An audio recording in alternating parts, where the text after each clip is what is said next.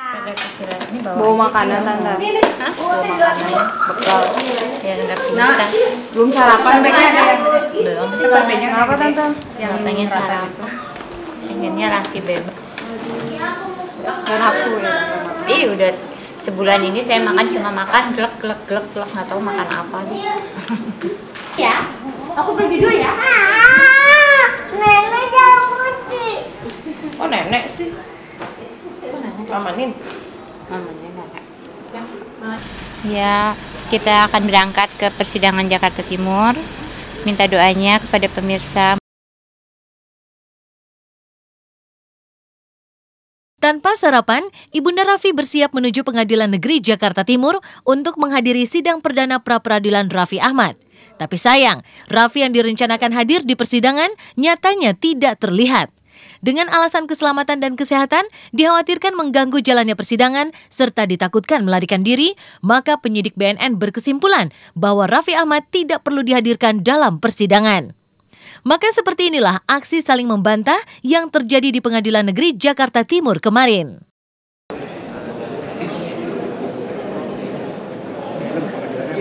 Penegak hukum yang dalam hal ini adalah Badan Narkotika Nasional atau pemohon. Adapun pelanggaran prosedur hukum yang dilakukan oleh pemohon yaitu pertama mengenai tidak sahnya penangkapan. Bahwa pada tanggal 27 Januari 2013 termohon dikhawatirkan masalah keselamatan karena jaraknya jauh. Yang pertama, yang kedua kita tidak mau untuk mengganggu jalannya persidangan ini karena sudah dikuasakan dengan kuasa hukum. Terima kasih dan masalah jauh perjalanannya dari Ridu ke Jakarta Timur. Yang pertama, yang kedua kita khawatirkan masalah kesehatannya. Yang ketiga kita khawatirkan barangkali melarikan diri. Terima kasih. Bicara dari hakimnya saja, tolong dihadirkan walaupun cuma sekali untuk bisa tahu persidangan kapan harus dilakukan. Oke, kalau bisa secepatnya. Jadi tidak harus ikut terus setiap hari, tidak. Ketidakhadiran Raffi Ahmad kemarin itu turut serta mencuatkan pro dan kontra. Bagi kuasa hukum, perintah majelis hakim untuk menghadirkan Raffi di persidangan seharusnya sudah menjadi keharusan yang mutlak. Tapi di lain sisi, banyak pihak yang juga beranggapan bahwa kehadiran Raffi sendiri tidak diperlukan. Kita koordinasi dengan Kepala Lido, memastikan lagi bahwa kan Raffi hari Jumat itu sudah menerima panggilan, sudah dia tanda tangani. Nah, dari Kepala Lido menyampaikan bahwa kami sudah siapkan semua berkas-berkas, nanti menunggu penyidik. Dan mereka sudah menghubungi penyidik. Dalam hal ini Direktur BNN, Pak Atrial namanya. Itu. Tetapi ternyata sampai jadwal sidang tadi, sampai sidang dilaksanakan, pukul 11.30 tadi, ternyata BNN tidak juga menghadirkan Raffi. Kepentingannya biarlah diwakili oleh si penasihat hukum, ya, dan nggak mesti dia ada. Apalagi kalau kembali pada tesisnya BNN bahwa Raffi ini memang bermasalah lah dari sisi ketergantungannya. Jadi wajar kalau kemudian BNN menyimpannya gitu ya. Hakim mengatakan dihadirkan, kita hadirkan. Hakim yang menetapkan. Sejauh ini kalau sidang pra peradilan, saya sudah ngadepin berapa kali, nggak pernah ada tersangka dihadirkan, cukup diwakilkan kuasa hukum. Karena ini kan menguji tentang proses. Pemindahan presenter satu ini ke pusat rehabilitasi juga menjadi polemik tak berkesudahan. Adu pendapat kembali mencuat. Ketika Hotma menganggap rehabilitasi yang dijalani oleh BNN adalah melanggar undang-undang, maka BNN berkeyakinan bahwa semua itu dilakukan demi menyelamatkan Raffi sendiri. Telah diperiksa secara komprehensif, fisiknya, kejiwaannya, semuanya secara komprehensif, rekomendasinya masukkan ke rehab medik. Kita kan, saya psikiater ya, saya di bidang rehab kan udah bertahun-tahun. Kita harapkan bahwa penangkapan dan penahanan tidak sah, juga direhab katanya, tidak direhab, dia ditempatkan di tempat rehab tapi tidak direhab, itu jelas. Katanya di detok di Lido, saya tanyakan tidak. Kemudian Kusnan berubah lagi, oh di detoknya bukan di Lido, di BNN. Yang saya ingin klarifikasi ya masalah detoksifikasi ya. Detoksifikasi itu itu dari ada yang apa namanya, dari yang konservatif ya sampai yang modern. Yang konservatif artinya yang konvensional, yang lama ya.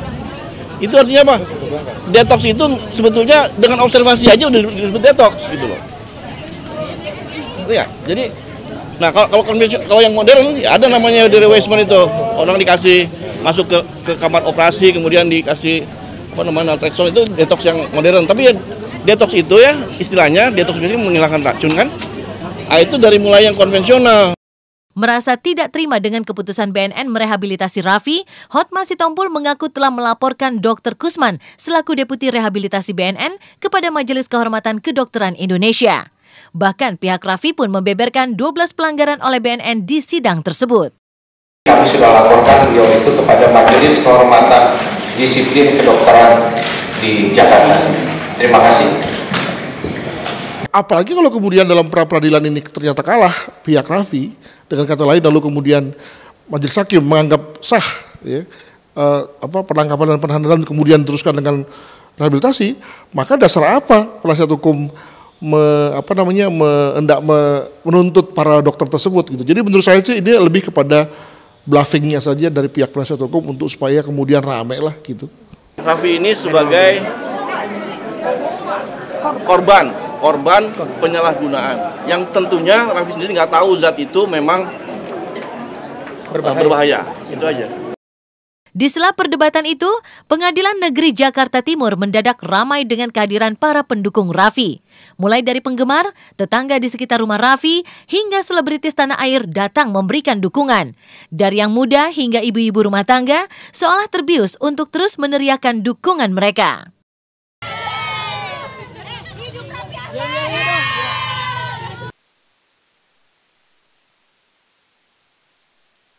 Membela Raffi, katanya hari ini sidangnya Raffi. Yang ngajak siapa, Bu? Sini, Bu. Ya, yang ada saya tetangganya. Ya, di saat sekarang salah satu teman saya, sahabat kita semua sedang mengalami hal yang seperti kita ketahui, makanya saya datang paling nggak memberikan dukungan support untuk Raffi. Pertama, keluarga. Istri saya itu uaknya, kakak kandung dari ayahnya almarhum. Yang kedua, sebagai Ketua Umum Paguyuban Artis Film Indonesia yang kita memberikan support ya. Dan kami semua datang ke sini untuk melihat, mengawal proses hukumnya Raffi ya. Ini bukan hanya untuk Raffi tapi untuk hukum yang ada di Indonesia ke depan, untuk semua warga negara yang bisa saja terkena oleh masalah-masalah hukum tentang narkoba.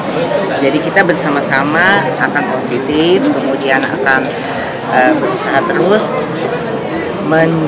memberikan dukungan terhadap Raffi atas kasus yang dia atas ujian yang dia terima. Sidang pra-peradilan yang akan dilanjutkan hari ini rencananya akan menghadirkan Raffi Ahmad sebagai pemohon. Lantas, akankah pesohor satu ini hadir di persidangan nanti? Tidak terlalu percaya juga BNN tidak menghadirkan, pasti dihadirkan lah. Kita harapkan begitu ya. Oke, sepertinya hari ini banyak sekali agenda. Setelah ini mau kemana? BNN menghormati perintah hakim. Tadi kan hakim pra-peradilan sudah memerintahkan besok Raffi harus dihadirkan. Ini kan hak dia sebagai pemohon untuk mengikuti persidangan pra-peradilan. Saya kecewa karena Raffi dihadirkan di sini, dan pengadilan kan sudah memanggil Raffi untuk hadir di sini.